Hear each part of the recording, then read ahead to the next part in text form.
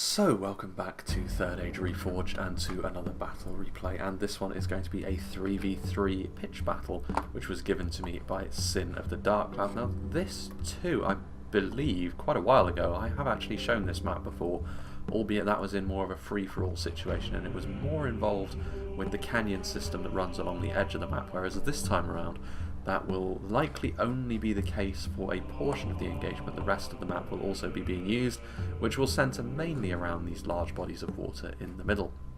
And there is a little bit of a theme with this one as well. It isn't good versus evil by any means, but it is more a sort of east versus west almost situation going on here, with Arthedain, Gondor and Dol Amroth forming up the classic reunited kingdom, as it were.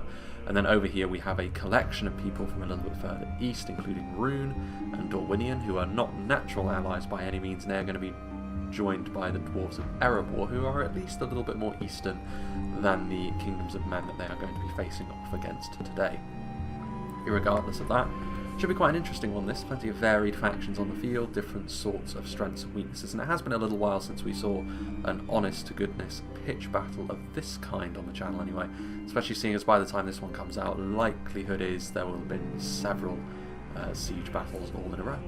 But we'll start off with the eastern team on this occasion, seeing as it's not a siege, so we won't be having to do attackers first and then defenders. Starting off with Rhun then, played by Corrigan, who has decided to perhaps abandon his old ways, maybe, by the looks of things. I mean, this is certainly a well, I say that actually, looking at this, maybe he hasn't abandoned his old ways. It's, yeah, he's got plenty of archers, as you would expect, stakes to deploy, lots of cavalry as well. I mean, Corrigan, it's been a while since I've seen a battle with him in it as well, and always a rather interesting puzzle to try and solve for an opponent that's facing off directly against him. But also, I've very, very rarely seen him involved in a team game like this. It's mostly been 1v1s, or the kind of team games he's been in have been more sort of 2v2s, where he's been quite isolated from his ally. Rather an immovable object, both for good and for ill, but we shall see how that transpires this time around. His cavalry can't be immovable, or unmoving at the very least. We've got some Flagrim, who are hidden in and amongst the, and some Silentrim actually. They're going to be hidden in and amongst this unit of cavalry, which is a unit of standard Innis Rim. Single HP cavalry can be tricky to get the most out of in the current version of the game, but Corrigan's going to give it his best shot. Plenty of archers, Gnarrim and Variag mercenaries, a similar tier of archer, where the Gnarrim are slightly more venomous in terms of the damage they can deal. The Variag mercenaries are going to be a little bit better when it comes to taking said damage. We've also got a unit of Carmel's Dragon Knights over here, which of course are a fantastic unit of Lance Knights. Very, very strong, very, very tough as well. Only the Mounted Knights of Annúminas can boast being tougher as Lance Knights than they are, based on melee defense and armor values all put together. But yeah, going to be quite interesting to see what Corrigan has in store for his foes as well, because most of his army, as perhaps you would expect, is hidden in and amongst the trees. Eastron Crossbowmen we saw pop into existence there for just a second.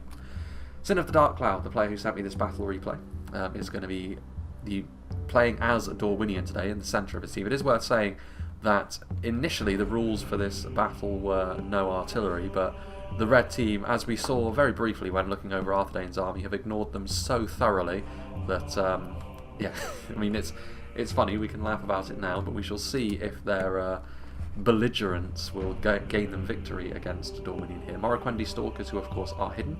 Dorwinion's cavalry is somewhat unique in that regard, in the fact that most of it can hide anywhere, and the Morroquendi Stalkers are a pretty decent unit of horse archers at that. They are quite fragile, so you do need to be a little bit careful with when you utilise them, and of course they are going to be more of a harassment tool more than one that does tremendous amounts of damage very, very quickly.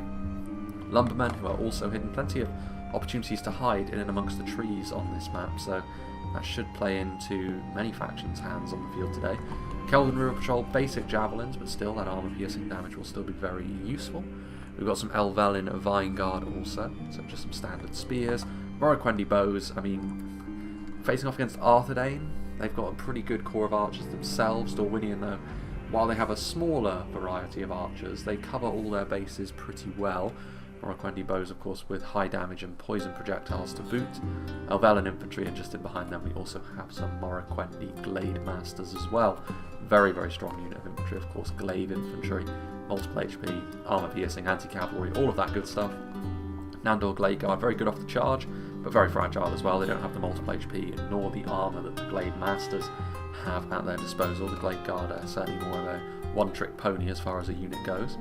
Morroquendi Glade Lords as well, another fantastic unit of all-round Lance Knights. They may lack the armour that the Carmel's Dragon Knights do, but they have better melee defense to make up for that, so plenty of power here being bound up in all these cavalry units. And back here we have a unit of Elvalan Hammer Guard as well, a fantastic bodyguard tier hammer and shield unit, so armor piercing of course that comes as standard with that kind of weaponry. Then the final player on the blue team's army today is going to be Twinrow, who's playing as the dwarves of Erebor. He's a long way away from his allies actually, and the dwarves are not the fleetest of foot in this kind of situation, especially seeing as normally the dwarves are going to want to be a little bit more static and hold a position more so than trying to scramble to aid their allies. We'll see how this develops. Erebor of course don't have any long range archer options, so they are fully restricted to crossbows, which means they are lesser in terms of their range potential, but their stopping power is fantastic, and we all know how powerful crossbows can be, not only in Reforged but in Medieval 2 as a whole. Ironfoot Spears forming up the main line of Erebor infantry. It's more defensive than stuff like the Ironfoot Warriors, so they're going to do less damage, but they are very, very solid as far as holding a line goes. And when you have units such as the Axe Guard of Erebor just in behind to handle the damage dealing, armor piercing out of that, which considering the kind of foes they're going up against is a very wise choice, you don't necessarily need the Ironfoot Warriors. Now he has gone for all 4 bodyguard infantry units, as well as a couple of units of cavalry. Now the Ironfoot Wargoat, single HP, good off the charge, but a little bit fragile as most single HP cavalry goes. I've made my feelings on bringing all 4 Dwarven bodyguard units before quite clear. It's better in a siege. In a situation like this, I think you're hamstringing yourself more than you're gaining by bringing this kind of thing, because it's very expensive to bring all 4 of them. Now individually they're very, very powerful, and stuff like the Sons of Durin and Dragon Slayers in particular with their armor piercing are going to be really good against their opponents, but I would have just gone for those 2 and left the Highborns and Obsidian Guard at home, because as long as the battlefield is narrow, this can work. But this is a battlefield with plenty of wide open spaces, and even if it is narrow, if your opponents are wise and don't just send their units to the slaughter in front of your very elite infantry and instead whittle you down with ranged units, position their engagement just so, even that isn't going to be enough for this army composition. So it's going to be intriguing to see how this works. It's also going to be intriguing just in general to see how Erebor actually approach the battle. Their allies are largely hidden in the middle, and they're going to have a lot of ground to cross before they get to them to support. Dol Amroth are across the way, played by Sin. He has got some Dorwinion archers on the front. A combined arms front line of pikes and line infantry, which is very, very common of course. Armour upgrades on both the Dorwinion pikemen and the Athalond men-at-arms. Now, like I said, in terms of sheer quality, they will struggle a little bit against the dwarves, but those pikes could be a real difference maker there, and they could at least bog the dwarves down in what is effectively a melee tar pit for a long period of time in the battle, long enough perhaps to win the battle elsewhere. Plenty of civilians, Tirithea marksmen, a unit of Balfalas Marines way at the back. We have Imrahil, who is rolling with the Haven Guard, another fantastic unit of infantry of course, but somewhat outclassed in terms of quality units on this side of the field, but like I said, Dol Amroth can certainly make that play to their advantage. A couple of units of Perithil Riders, Horse Archers, and some Haven Knights as well. So not too surprising to see Dol Amroth dip into their cavalry a bit more here, seeing as it is a focus of their faction, and it's a map that's a little bit more open than we've seen of late. Now then, moving on to Arthedain, played by Celtic of MG. He has got some Evendim archers here on the front, just for that basic skirmishing potential. Wardens of the North with their armor-piercing projectiles, of course. I'm sure you can see he's brought all flavours of artillery, a trebuchet, a catapult, and a ballista. Not sure that's going to be... again, bringing all 3 pieces of artillery is probably not going to be the most efficient way of doing things, especially when your enemy is able to hide in the trees as they are. It means you're not going to be able to bombard them right from the start, at least not as much as you would like to, and not as accurately as you would like to either. We'll see. I mean, it's a conundrum for the blue team to solve. The red team have brought it, and now they have to work with it, again in much the same way as the Dwarven army that we've seen from the blues. Just in behind, Evendim Spearmen and Arthedain Pikemen, classic front line for Arthedain. This very inexpensive for what it offers you, which is essentially a very dependable front line which is going to be able to hold for quite a while. Do bear in mind, however, that it's not going to be the most damaging front line in the world, and then plenty more cavalry as well.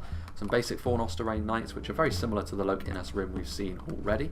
both in terms of strengths and weaknesses and the kind of unit that they are, and the Knights of Menuminus, which, lo and behold, quite similar to the Carmel's Dragon Knights of Rhun as well, albeit, like I said, Knights of Menuminus with a slight edge in terms of their defensive abilities, their shield value in particular, very, very nice.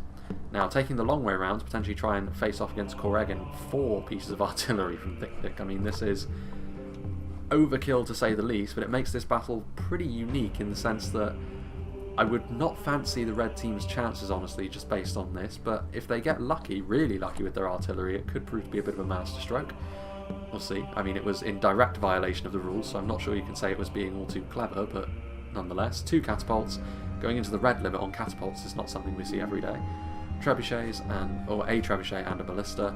Some basic Gondor spearmen over here, so just forming up something resembling a front line with some Wardens of the White Tower. Civilians to pad the numbers out a little bit more to make up for the fact they've obviously spent vast sums of money on artillery. Gondor Militia Infantry mixed in there as well, and a unit of Penith Gaeling Cavalry either side of a unit with Randir's retinue in the middle. So plenty of cavalry, plenty of artillery, not much in the way of infantry. This is a situation where Correggan's sort of sit his army in a hidden position and then go AFK for the rest of the battle may actually come in quite handy, because all of this artillery is going to be very difficult to use given the battlefield is the way it looks with all these hidden units in the middle and the dwarves so far away in the corner of the map. But nonetheless, this should be a rather fascinating old time, so without further ado, let's get the artillery bombardment underway, shall we? So then, artillery or no artillery, who is going to win in this particular encounter? Now, I would suggest, as I've already mentioned, that the hidden nature of a lot of the Runic and Dorwinion units makes the artillery a little bit more difficult to use, but we shall see. I mean, there is also the fact that it's somewhat asymmetrical in terms of how the teams are laid out. Of course, the dwarves way off in the corner, and also Arthedain just a little bit further forwards of their allies, mainly because of the bodies of water that you can see. And it's also going to be interesting to see how the red team approaches this, because they're going to have to try and move their artillery in position and try and be the ones to open proceedings, because they can't really expect to sit back with all of this artillery and hope that the blue team marches towards them unthinkingly. I think the rest of the Runic army has just revealed itself, so you can see some Eastron crossbows, obviously very good stopping power on them. Balkoth Tribesmen, more ranged units than the Dragon's Wrath Guildsmen, plenty of Gamprim as well. So yeah, they've got a solid enough front line, fairly typical as far as we can go, to be honest with you. Decent core of archers, decent front line of infantry, plenty of range support in terms of their javelins and their crossbows, a little bit more invested into more numerous cavalry units than you would perhaps usually see, but that may not be the worst thing in the world for a battle like this. They will be able to focus down some units, will these artillery forces, but it does look as though, yes, so we're going to see the Gondorians directly back up Arthedain by the looks of things, and Rhun are going to be pulling back from their position on the trees anyway, so we're not going to be seeing the right hand side of the map, the more open area and the area that's covered more in trees utilised here. Some very fortuitous hits there, going after the Scion Rim but actually hitting the Morroquendi Stalkers as well as a bit of a freebie. Considering the amount of artillery they have though, the blue team here can be fairly comfortable in taking a few losses, because the amount of kills they're going to need to rack up with their artillery is very, very substantial, and as long as they don't allow themselves to be bottlenecked, the red team shouldn't, in theory, be able to rack up that many kills. The dwarves are slowly making their way down this side of the map, so this is going to be another little sideshow here, where the dwarves are going to, looks like they're just going to directly advance rather than moving to reinforce their allies. They are instead going to move more aggressively down here. It's actually over here where I think the artillery will be a little bit more effective on the dwarves, because the dwarves can't really do much about it at long range. They're going to have to either retreat from it or advance through the artillery fire. It's also a bit narrower over here. You're going to be able to do a lot of damage to the quality that the dwarves have brought as well, so bringing at least one, or even given the amount of artillery you have, 2 pieces of artillery over here would be really good to make life significantly less comfortable for the dwarven player.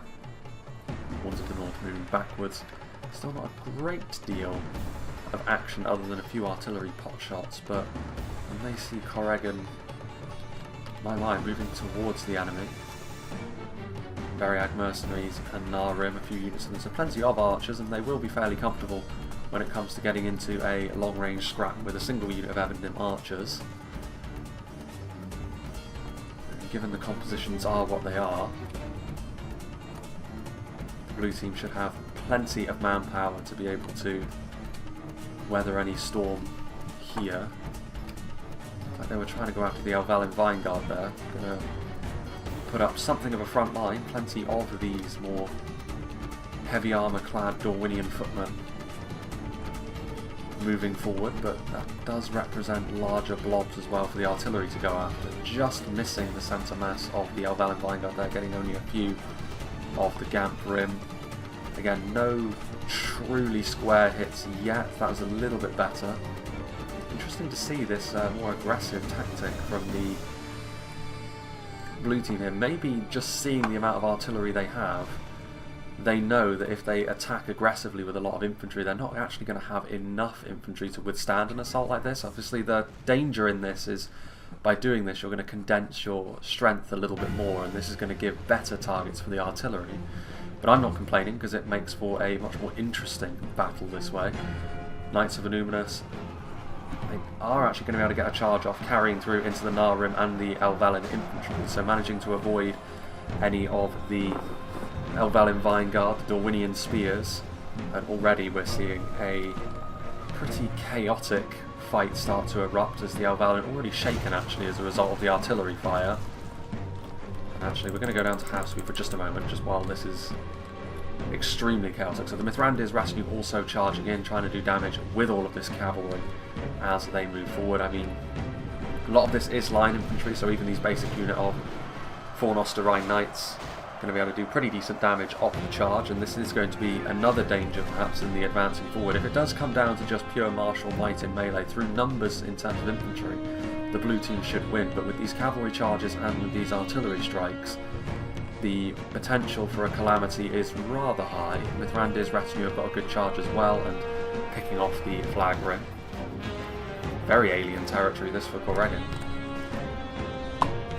Vinegard needs to get forward and be that bulwark against this cavalry. A little bit surprising not to see some of the runic javelins make their way forward as well, because as all well and good as this assault is, they will need a bit more to be able to keep it going, and as long as they commit forward all that they can, then they will be able to make this assault stick, like I said. But the more fragmented and broken up it is,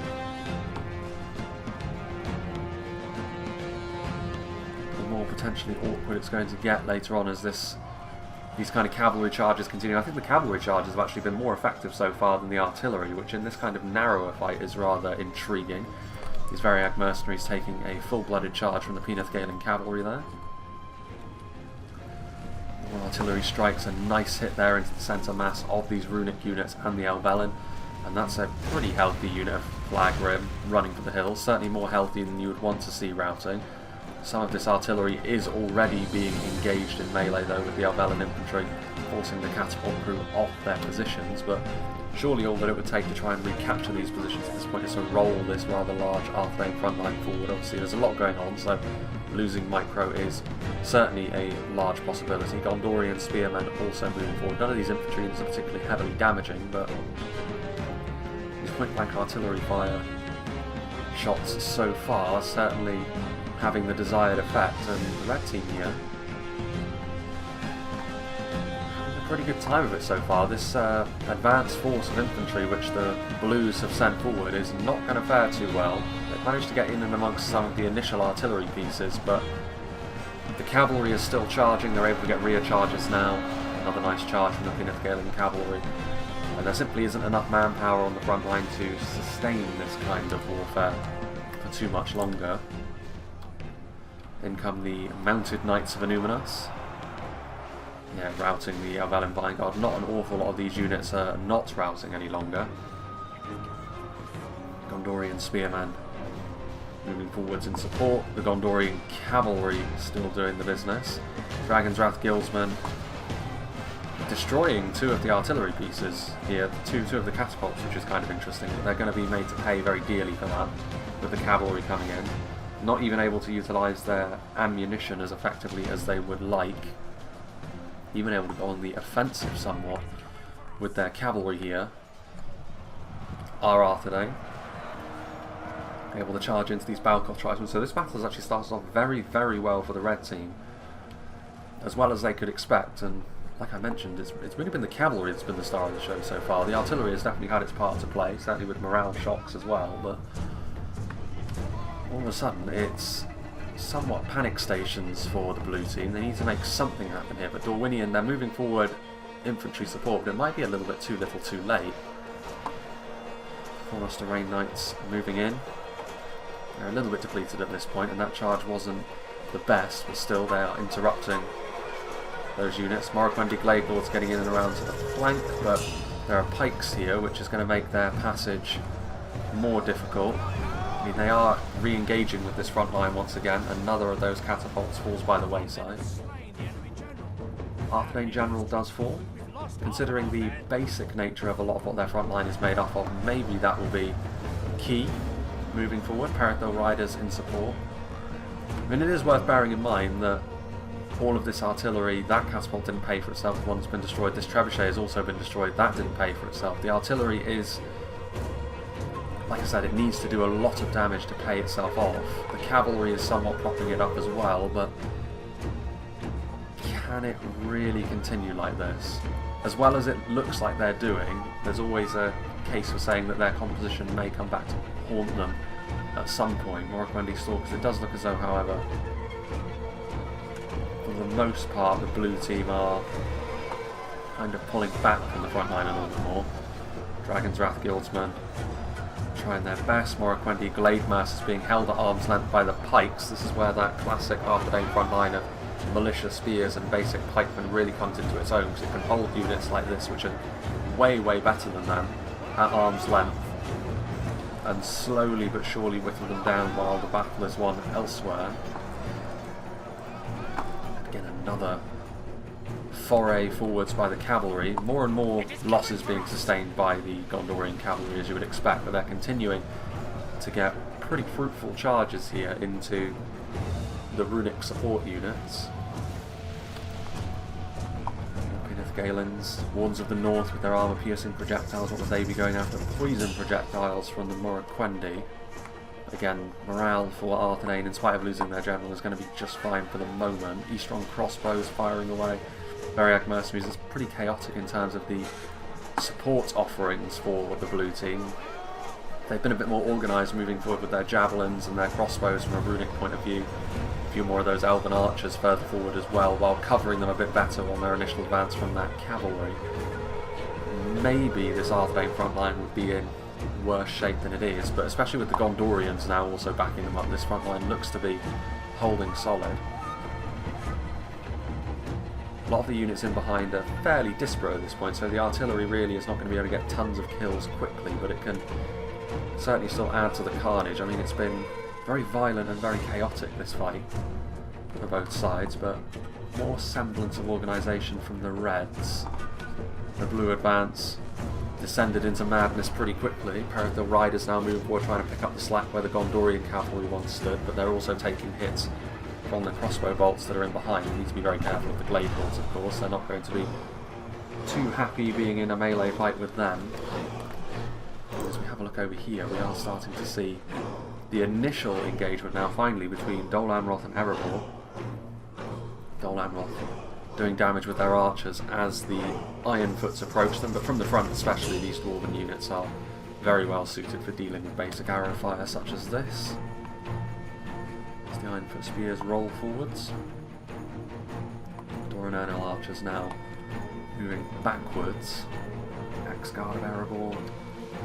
This is where this composition from the dwarves may start to hurt them a bit. And I really hope the Twin Row doesn't do the standard thing that we've seen in just the very last battle even, where in a siege two of the attacking armies were very stubborn about sending their stronger units forward, sent only their weaker units forward, and took ages to make their way through the defence. In the end they didn't actually, they weren't able to make their way through the defence. They took so long that their allies were able, the defensive allies were able to reinforce that position, and they never made any progress. On this occasion the price to pay may be even more extreme, because these units are going to do nothing against the Dol Amroth front line. There's simply too many Dol Amroth forces. Yes, the Ironfoot Spears are a strong defensive unit, but a combination of the Dol Amroth Pikes and the Athalon Man-at-Arms, in the numbers that they're in, are going to be far too many for the Dwarves to deal with, and the Axeguard of Erebor taking a lot of damage on the approach as well. Yes, they're heavily armoured, but they are unshielded, so even these basic arrows will be able to really add up over time. The civilians will lose to the Ironfoot Spears, of course, but there's more units in behind.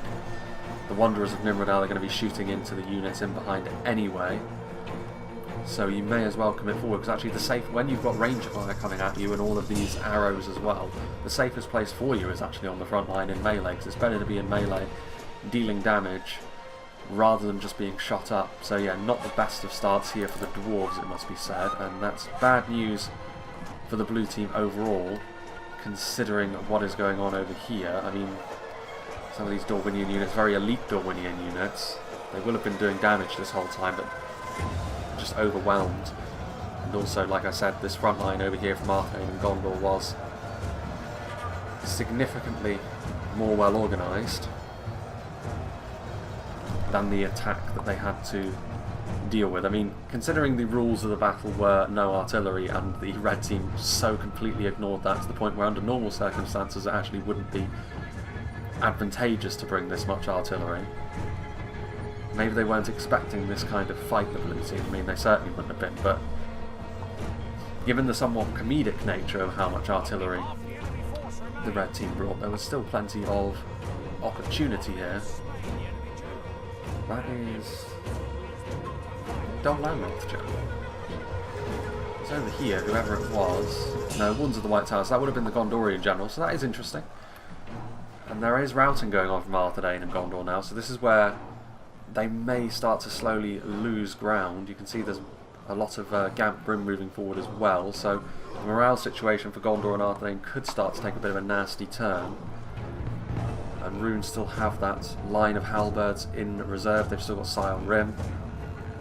Corrigan always has more units squirreled away, hiding in the trees. A few more Dorwinion units as well, more Morroquindi Stalkers charging in and out, but again, there's so much anti-cavalry on the front line still that it's more difficult for the blue team to get good cavalry charges off, but they still have a bit of ammunition, which is good to see.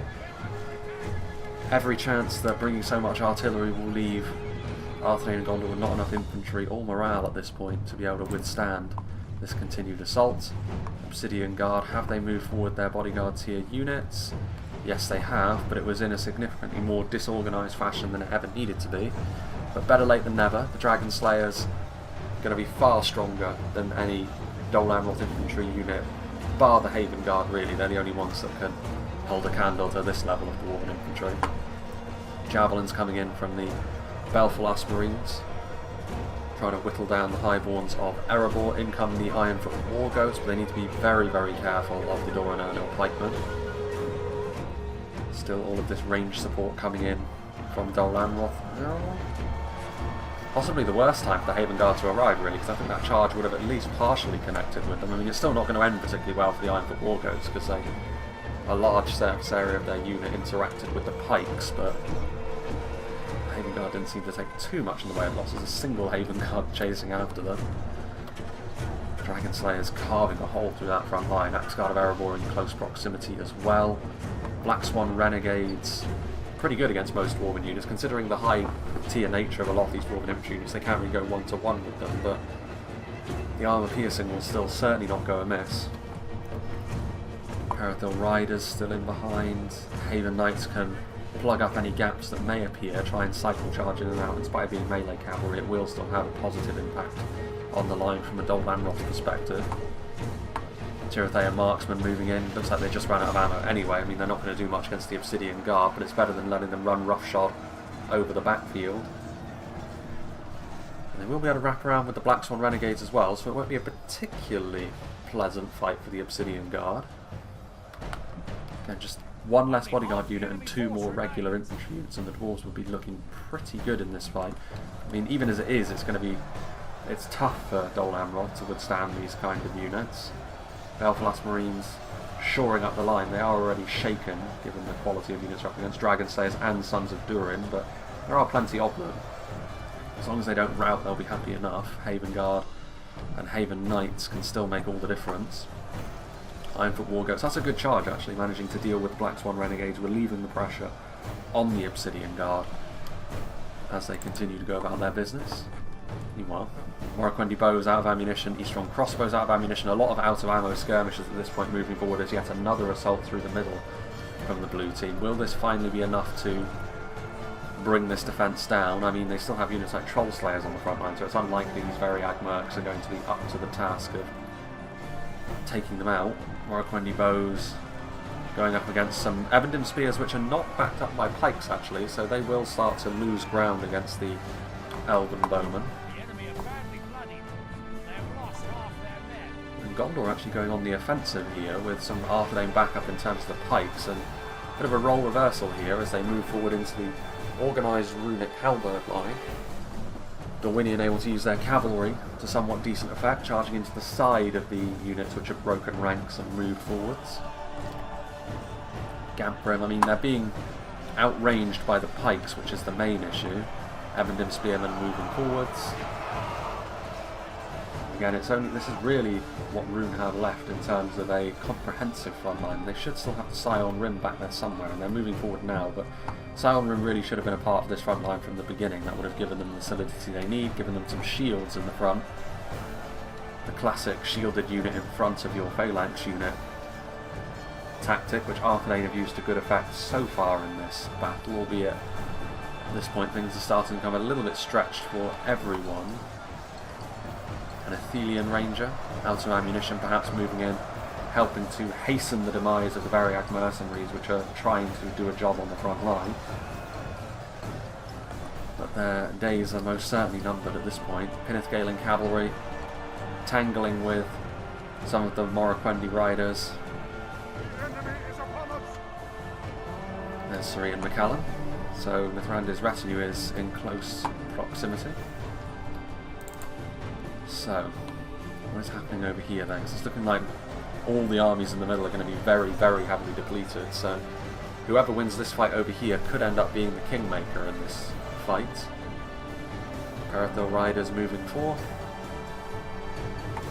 able to finally destroy the Dwarven resistance over on this side. And yeah, Belfast Marines, the Haven Guard depleted certainly, given the calibre of units that are over here. Axe Guard of Erebor, but yeah, just not enough support around these elite units, and this is the problem. They're just being swallowed by, comparatively speaking, the Dol Amroth Horde.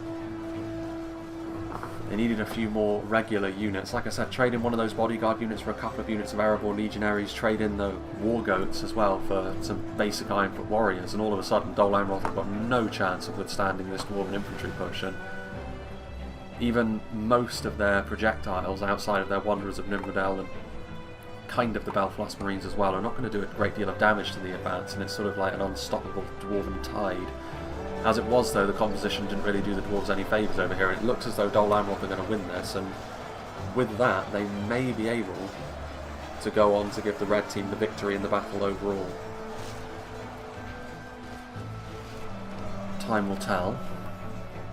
Ironfoot crossbows moving into melee, so they still have a little bit. I mean, the crossbows have been doing their best to support. Hard to keep track of that when you're looking through a battle replay, but Perithil Rider's able to do the business, coming in melee. I mean, decently tanky in melee, but not necessarily going to be enough to do damage to stuff in there like the Haven Guard. Meanwhile, Gamprim, their formation buckled and now being outclassed in melee by Wardens of the North.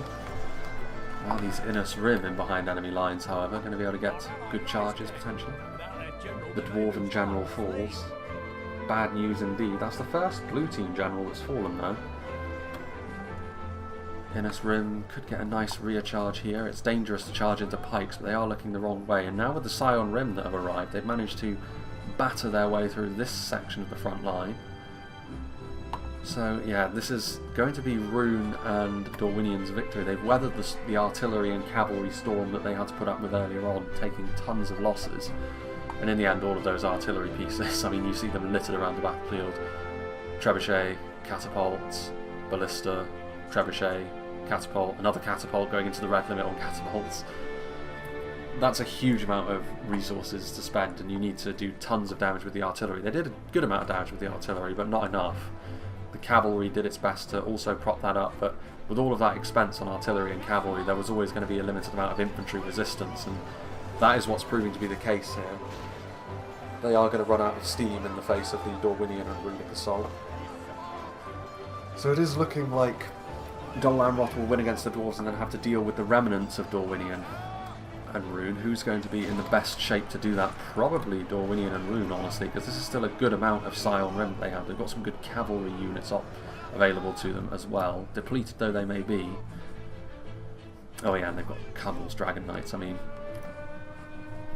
this unit on its own at this point is such a significant power spike that you can offer from those charges that I'm not really certain is going to end all that well. In comes a charge from the Cummel's Dragon Knights, and that is going to be enough to rout the remaining Gondorian resistance which is being put up on this front line. So yeah, going into the red limit on artillery looking like it hasn't paid off there, as spectacular as it may have been. So that can't be the dwarves because they're still fighting over here, fighting the good fight, or is it? I think at rather the same time the dwarves have lost over on this side, or they will shortly lose when the Parathil Riders hunt that unit of crossbows down, and the Gondorians and Arthedainians have lost in the middle. But I really don't think that Dol Amroth, well, I mean, having a look around, Wanderers and Rivendell, they're out of ammunition, plenty of skirmishers that are out of ammo, which is not going to be good enough to crack through the Sile Rim's armour. There's still some Haven Guard in there, but they have already exerted themselves to a pretty significant extent. Wardens and Minister Thiel are over here though, having the foresight to move them over here. Some armor-piercing projectiles on the approach could be just what the Doctor ordered. Haven Knights out in the open field. Going to try and hunt down some of this cavalry perhaps, do a little bit of damage to these units before they reach the front lines. Haven Knights, one of the tankiest units of cavalry in the game. Still hunting down those Morroquendi bows, it's only a matter of time surely.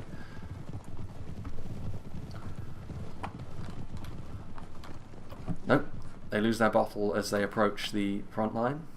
Perhaps as a result of all the spears nearby. Even the Morroquendi bows have got a slight anti-cavalry bonus in melee, so not enough to really be comfortable at accepting a charge from such a high tier unit, depleted though they may be, but still. Morroquendi Stalkers continuing to just try and do some damage as and where they can. I mean, a unit so small is not going to be too useful at doing anything else, so they may as well light a fire under the Haven Knights and try and get them to hurry up. I would imagine we are going to actually see these mountains in the left-hand side of the map utilised, as Dol Amroth are going to set up a defensive position in the opening to the canyon. It's all they can do really to try and withstand the assault that's coming their way. I don't think it's going to be too quick of a fight. I mean, all it needs is one gap to appear and all of these runic cataphracts are going to be something they won't be able to reconcile with themselves. Ruin them. It's an interesting turn of phrase to utilise. Dorwinion have got less left than Rhun, it must be said. Still got some Morroquendi bows in there, that's pretty much all they have on foot. One Glade Guard. Some Morroquendi Stalkers and Glade Lords just to offer some protection against the harrying from the Haven Knights. I mean, at this point we may as well go up to times 6 speed really. If we're being honest with ourselves.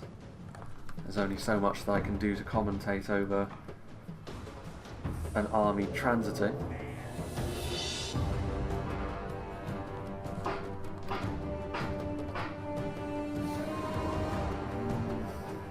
I can only assume that we're going to see some routing pretty quickly if the cavalry manages to get a good charge. I mean, do they have any anti-cavalry units on the front line? Not really.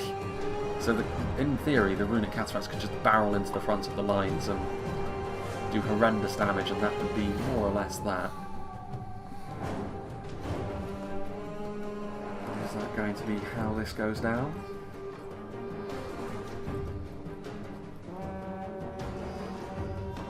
sensational to see Corrigan move forward in this manner. I mean, the Warns of Minas Ithil can do damage, obviously, but... Rim shooting into the front line.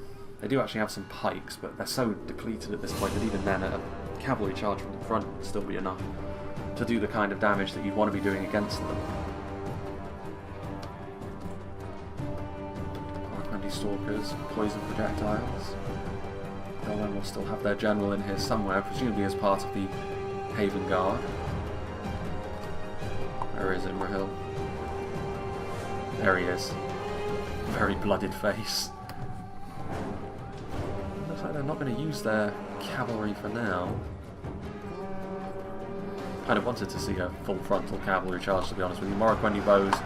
Of course, Sin taking the aggressive stance. Corrigan, I mean, he's doing his best to be aggressive.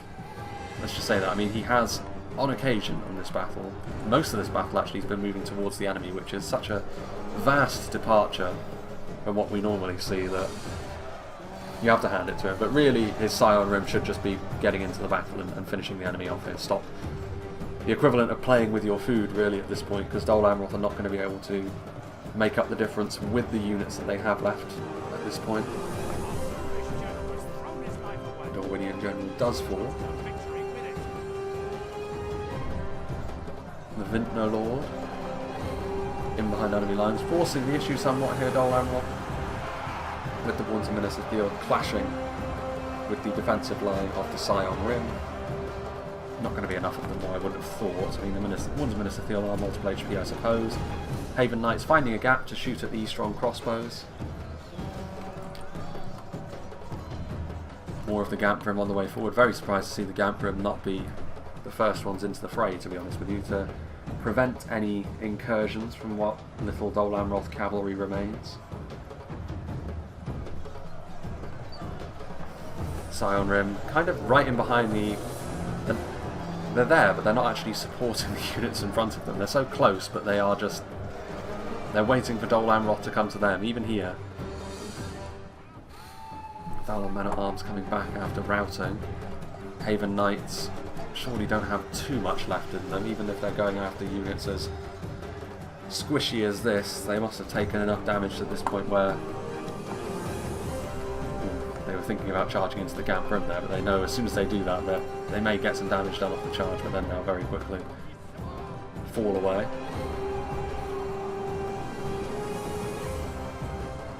Haven Knights charging into these strong crossbows. Just trying to get as many kills as possible, but point blank, they finally get brought down. 13 Haven Guard remain. Simply too many of the sturdy Scion Rim left for them to fight their way out of this one. Warns of Minas Ithil move in. Parathil Riders able to charge into the crossbows and actually rout them. I mean, surely after doing so well in this fight, Corrigan isn't going to allow his old habits to allow the cavalry to chew apart his infantry too badly. I mean, there's no chance that they'd lose this battle purely because you'd have to literally park your Dragon Knights on top of the infantry and allow them. Even then, I don't think they've got the anti-cavalry to actually kill the Dragon Knights in melee, so it doesn't matter. But so much unnecessary death. There goes Imrahil.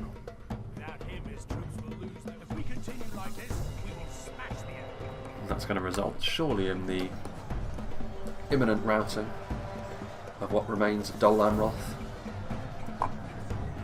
The enemy army flees the field. Pursue and run them down. That must be Gondor, I suppose. Yeah, the Warns of Minas Ithil are routing. Runic Cataphracts move forward. I mean, it's fairly close. Over 10%, but the armies weren't particularly large anyway. And let's be honest, the only player who's going to have an army left standing at the end is going to be Corrigan, really, and his Runic host. There's his general. The only general that's going to be left standing at the end of proceedings, the Loke Khan. Some Morroquendi bows left, you couldn't really call that much of an army, really. What's the last unit left then? Ah, I see, the Haven Guard. Only 2 of them remain. Here come the runic horsemen, thundering towards them, and that surely is going to be the end of him, and there he goes. It could have been we that were slain and defeated on the field, but fate has been kind and delivered us victory. Probably the one and only time you'll see people go into the red limit on artillery, and there's a reason why people don't, and this is why, because in spite of the fact that Arthedain and Gondor did pretty well, honestly, you have to say most of the good work they did was actually with their cavalry. The artillery certainly helped with a lot of the initial routing from that Dorwinion runic advance, but the cavalry was really the thing. You could say that the cavalry wouldn't have been as easy to use without the artillery basically forcing the hand of Dorwinion and Rhun to move forward. Once they committed to moving forward, they had to really commit to moving forward. But in the end, not enough infantry. So, again, maybe a really heavy artillery focused build could work with a few more infantry units, but not quite to the extreme extent that we saw Celtic of MG and Thick Dick try to make it work on this occasion. I don't know if they were trying to make it work. I think they were just trolling, as it were, but you know, it was fun to see, nonetheless, a hailstorm of artillery fire go towards Dorwinion and Rhun. But they weathered that storm well, actually, Dorwinion and Rhun. Despite looking initially a little bit fragile, they were able to overcome, and in the end, they were the reason why they won the fight. The dwarves were punished for their composition in exactly the way that I thought they would be. Not enough numbers on the front line, and in the end, Dol Amroth was able to eke out a 1v1 win against Erebor, not quite to the extent that they were able to turn around and deal with the remnants of Dorwinion and Rhun. But you're never really going to come out of a fight against even that kind of Dwarven army looking all that good. You're still going to take losses, but yeah, I mean, it was what it was. Sin did the best that he could. S-I-N, not S-Y-N-N, but in the end, you know, he wasn't going to be able to withstand the fight at the end, so it was really just a formality. Clean up, really, for what was primarily the runic army at the end after Dorwinion took a lot of losses in the middle of the map. So yeah, pretty much what I thought in this battle at the start came to pass. Maybe not in exactly the way I thought. You know, the cavalry certainly did better for both sides than I thought, given the kind of battle that it was, given that the open section of the map wasn't actually utilised as much. It was the thin corridor in the middle and then the more mountainous section here on the left-hand side of the map that we saw utilised a little bit more. Not usually fertile hunting grounds for cavalry, but precision strikes were utilised, and that's fair enough, isn't it? So let's see what did the damage for the Dorwinion army. Elvel and Hammerguard actually did very well on the front line, given the fact they were committed to a fight. They were never really going to win as such. Both they and the Glade Masters breaking, well, the Glade Masters got dead on 100, but the Hammerguard in particular with 262. The armour piercing almost certainly being a big part of that, given that Arthedain and Gondor have got that as a significant weakness in their forces. Nador Gladeguard doing quite well as well. I think they were actually alongside the Hammerguard for the most part, so maybe that section where the pikes were a little bit buckled was where Dorwinion's infantry did better. Morroquendi bows were more of a presence throughout the battle, as were the Morroquendi stalkers, and they were what ended up doing a lot of damage as well. Plenty of units not doing all that well, however. Keldor River Patrol getting charged into oblivion by that cavalry, of course. The basic Elvelyn units, which we've seen do very well recently on this occasion, were largely the sacrificial lamb that Sin decided to use in the initial assault. And they got bullied pretty hard. I mean, the armour helped them a bit, but against cavalry charges and artillery, you can pack on all the armour you want, you're still going to take a lot of damage. So yeah, that was unique in what it offered. So big thank you to Sin for sending this battle to me, and big thank you to all the players for being a part of this battle replay as well. As I've mentioned, still working my way through the replays that I've been sent in a bit of a sort of large clutch, really, for both Reforged and for Silmarillion. There's still the matter of the top 5 spear infantry for Rise of Border, which I do want to get to, but that's the kind of video where I can't actually just sit down off the cuff and do it. I need to have a little bit more prep, interestingly enough, considering they're significantly shorter videos. I think I actually do more work on them than I do on these in terms of time investment, so that I think will have to be, because I've got a week off and I'm trying to just record in bulk as much as I possibly can, so maybe at the end of the recording sessions I do, I'll do that video as well, just to top things off. For now, though, I'm just trying to do these one after the other. So yeah, that's going to be upcoming. More Reforged, more Silmarillion. Of course, there's still the looming spectre of what my next channel update will be, which hopefully, I don't know exactly when that will be. It will probably come in March at some point, I would say, where I'll be able to tell people what's actually going on a little bit more directly in terms of what's going to be going down later on in the year in terms of potential upheaval. Like I've mentioned, it's almost certainly going to be, if not positive for the channel, it will just have no impact on the channel as it is at the moment, and things will continue as they are. But hopefully it will be good news for the channel and I'll be able to do maybe a little bit more.